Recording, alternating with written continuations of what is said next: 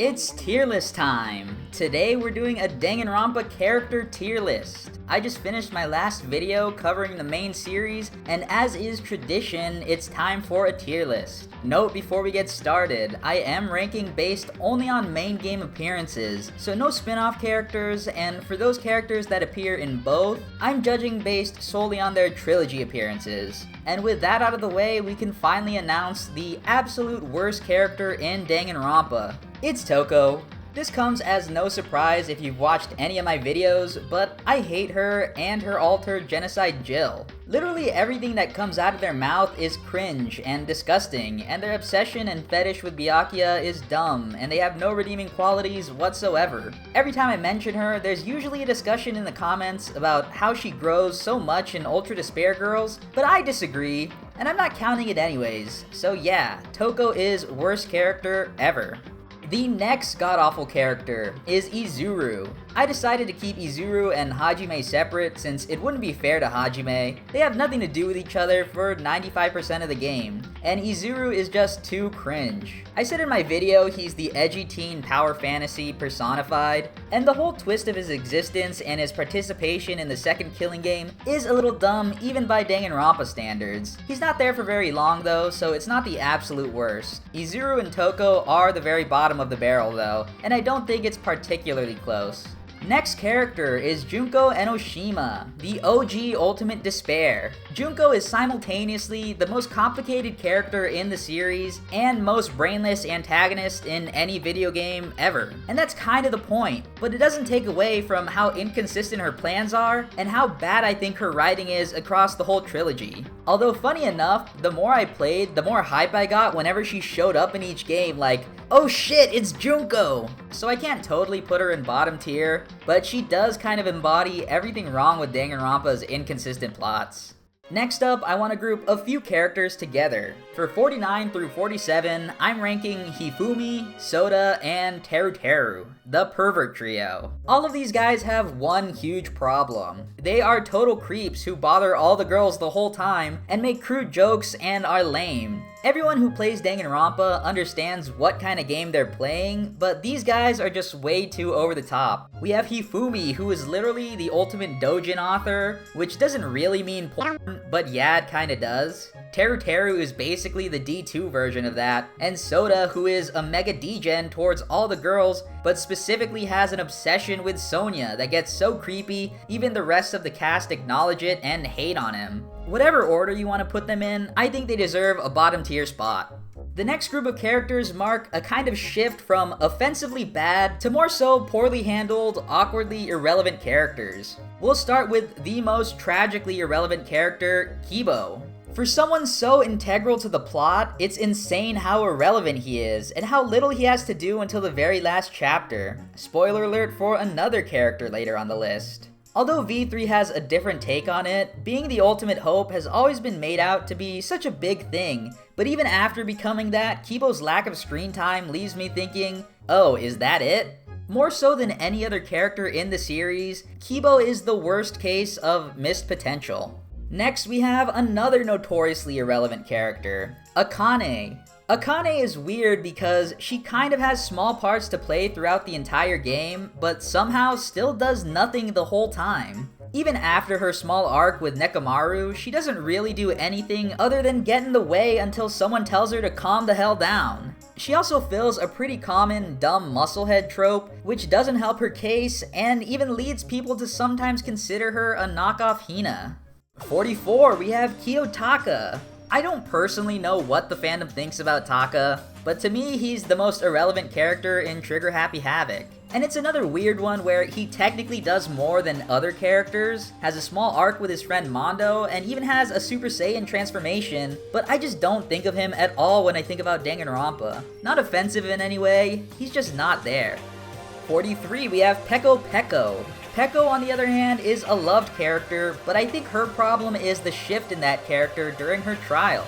You'd think someone like her, who is originally shrouded in mystery, would have a fulfilling reveal, but I didn't care for her robotic personality or the whole girl in love / servant ex master story they went with. Not saying a basic love story isn't good, it just has to be earned, and I don't think Peko did that. At least, not with what we were given in Chapter 2.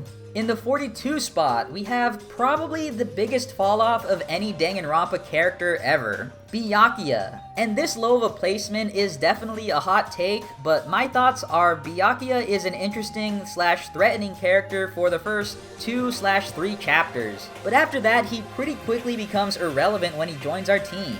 It's noticeable how little he does for the narrative after he stops trying to sabotage us. And while his character kind of picks back up in Chapter 5 when he serves as the opposition to Kyoko, I just couldn't get over the fact that he's also just a huge dick, and I'm smarter than him, and if we ever listened to this dude, we would all be dead. Let's just boil it down to me being a hater and move on. Next up, we have 2 characters that again have controversial placements on this list, Hiyoko and Mahiru. Full disclosure, Hiyoko is too high on the list. I have to get that out of the way before people rip me a new one for putting her over Byakuya.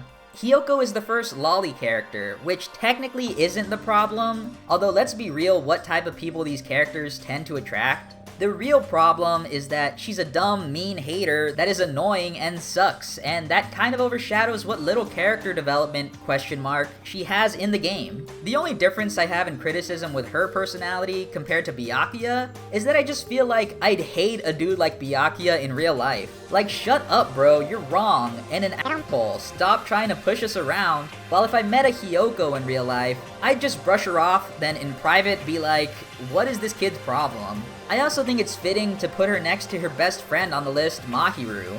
Mahiru isn't anything special, but I think she's one of the characters that just doesn't really have any problems. She's just there, although that does mean she can't go any higher than this. And at this point, we are finally moving up to the mid-tier. All of these characters have certain strengths that I really appreciate, but also certain weaknesses I can't ignore. Starting with Mikan. First off, poor Mikan, because the writers of this game over-sexualize her. Second off, her reveal is kind of mid. I like it more than most people since I appreciate the mystery it sets up for the later chapters, and had fun with the murder, but not to the point where I can put her much higher than this. Number 38, Nekomaru. Nekomaru is a character that I'm actually not a big fan of, but the more I thought about him after playing the game, the more respect I gained. I used to lump him with Akane as the irrelevant duo for Dang 2, but he had enough moments for me to boost him up to this spot. He has 2 noble sacrifices, he's a cooler robot character than the ultimate robot, and what can I say, he's just a cool guy. Number 37 and 36, we have the 2 OGs. OG killer Leon and OG mascot Monokuma. Leon for sure gets a bad rap, but I appreciate the raw emotion of the first kill in the series. It's so basic and at the same time, so awesome. I'm laughing cause if that were me, I could see myself doing the same thing. Like, f this, I gotta get out of here. Honestly, he might be too low. On a good day, I could see him going up a tier. Monokuma has the same thing going on where he's so basic but still fun. You know what Monokuma is and what he's about, and still, it's pretty entertaining. Next up is Gonta. There are Gonta fans out there, and I am not one of them. But the amount of times I've randomly said, Gonta like bug, Gonta gentleman, out loud IRL, means I just have to put him somewhere up here. 34, Hajime, our first of 3 protagonists in the games. Every protagonist has the same role, being an everyman player insert character. However, spoiler alert, I do have the other 2 guys a decent amount higher on the list than Hajime. Hajime just failed to really capture me like the other 2 and has some problems being a little too dumb at times. I did separate his normal personality from Izuru that I hate, but even after that, Hajime is the definition of blank slate to me, and therefore goes right here in mid-tier. And for our last 3 characters in mid-tier, we are doing a V3 special. Tenko, Kirumi, and Rantaro. Tenko is probably the most middle-of-the-road character between these 3. She doesn't have much wrong with her, but again, doesn't have much going for her either, other than her friendship arc, which is good. Kirumi, on the other hand, has a glaring issue in her weird-ass backstory. I don't know of anyone that thinks it's great, but the rest of her character and personality is pretty good. And that execution, the emotion, it's friggin' awesome.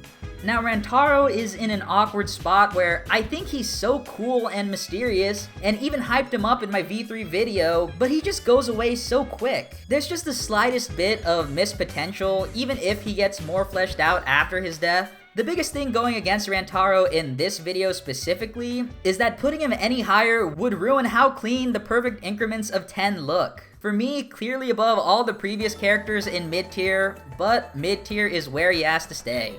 From here on out, I like pretty much every character, even those with notable weaknesses. They were just so enjoyable, I had to put them up here. First up, we have the irrelevant duo of Trigger Happy Havoc, Hina and Yasuhiro. People like Hina cause she's really nice, she's fun, and has an emotional arc with Sakura in Chapter 4, but she's definitely one of the original survivors that isn't that important. Yasuhiro, on the other hand, is the most notoriously irrelevant character in the entire series. He does pretty much nothing throughout the entire game, but for some reason I just like him. He's dumb, but he's also hella cool. Definitely too high, but I don't know, I just mess with him so much. And now at number 28, we have the most controversial placement on the list. We have Tsumugi Shirogane, the last mastermind. Okay, yes, everything you're about to say about Tsumugi being bad is true. I can't deny it, she's dumb, she cheats, she's irrelevant for 99% of the game, but I like it, man. I think a lot of those issues work decently well with the theme of the game. You definitely can't deny that the whole cosplay and changing between characters is at least interesting, whether you get offended by all the meta jokes or not. Clearly, I am on the side of loving the finale, and I generally think everything about this character is funny, ironic or not, but yeah, Tsumugi good tier.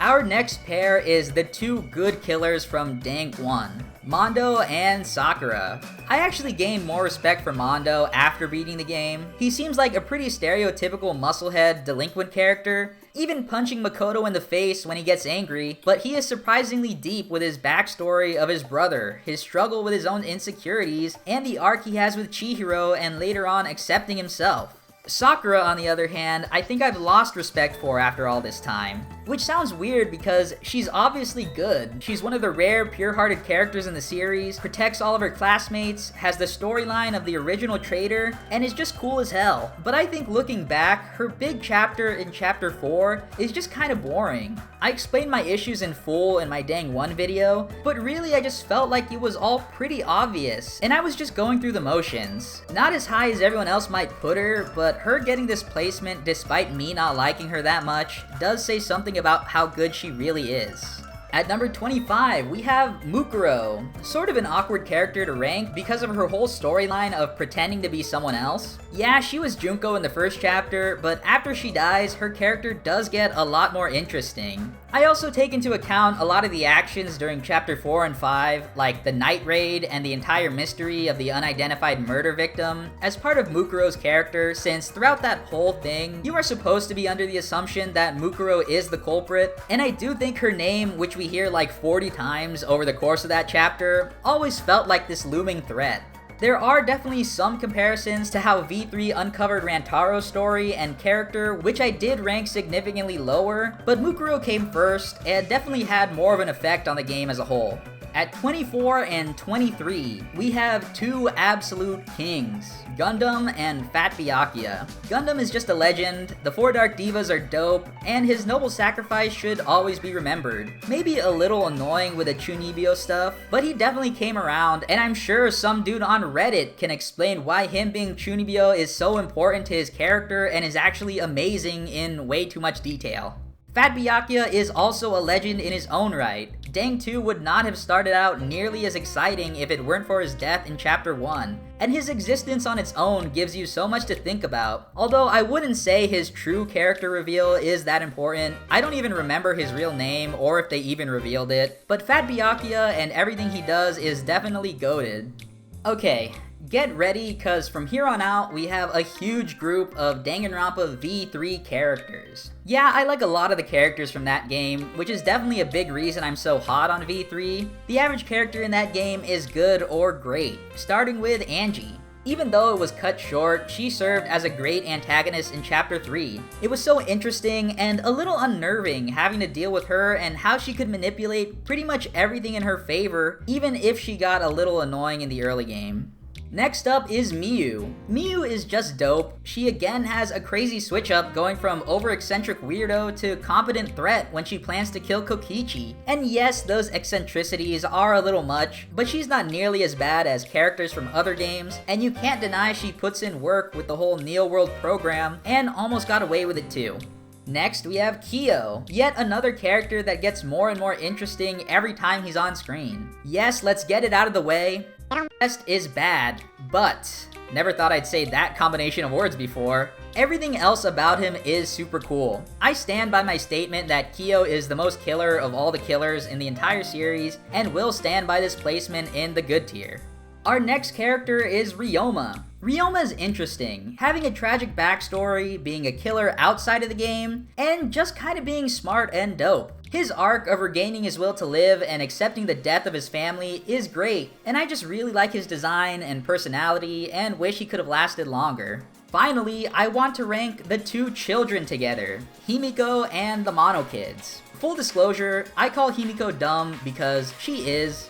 Definitely in the top 5, top 10 dumbest characters in the series, but I think in terms of ranking her, it works to her benefit because she's randomly so innocent you can't really get mad at her, and she does try to get better over each chapter arc and different relationships she has with her friends that often seem to have a sort of older brother / older sister vibe going on. Is it rude to call this video game high schooler who is designed, acts, and is portrayed as a child? I don't know, man. We'll just put her in the protect at all cost tier. The Mono Kids, on the other hand, are not liked at all. And this is definitely a controversial placement, but I just don't mind them at all. Really, they're up here because of Monodam. He's funny, he's a beast, and he kills all the other Mono Kids, so if you don't like them, that's a plus. The next pair of characters are very special. The two remaining protagonists, Shuichi and Makoto. As I said earlier with Hajime, every protagonist is meant to be sort of an average blank slate that players can project themselves onto, but Shuichi is much more than average, even being considered the strongest protagonist in the series. He has a nice motivation, fighting for his girlfriend, trying to get stronger throughout the game, having an epic "f you" moment in the finale. But honestly, I feel the same way as I did with Hajime, where I couldn't really connect with him. I am a self-admitted Shuichi hater. I'm salty he took Kaide's spot, and I don't really believe in his growth arc.